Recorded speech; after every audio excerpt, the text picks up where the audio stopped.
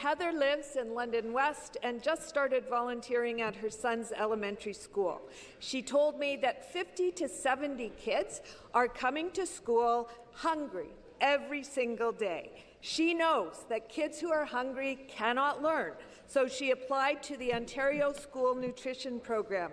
Unfortunately, she was told that there is no funding available because there are already 30 schools on the wait list in the Southwest region, including 13 schools in London Middlesex. Speaker, parents like Heather want this government to get the basics right.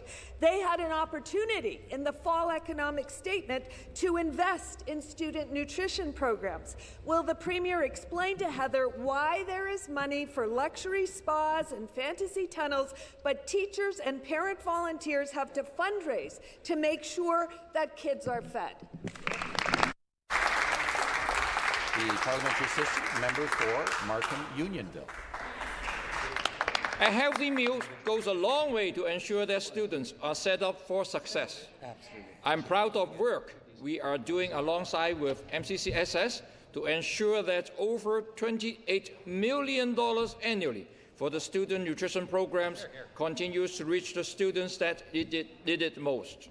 This program helps to ensure that students can stay fully engaged and focus on our updated STEM-focused curriculum. Speaker, the student nutrition programs helps to further complement my ministry's investments of over $58 million in student safety and well-being initiatives in schools. Together, this investment helps ensure students can learn in a safe and healthy environment. We know that student nutrition program, which provides meals and snacks to students, nearly 70% of our publicly funded schools, must continue. And I look forward to working with my colleagues as MCCSS as we support students across the province. Thank you. The supplementary question. Speaker, students who are hungry cannot learn, period. Kids need access to healthy, nutritious food, and they need it through the school nutrition program. Speaker, this government has had 6 years to properly fund school nutrition. It provides less funding than almost every other province in Canada.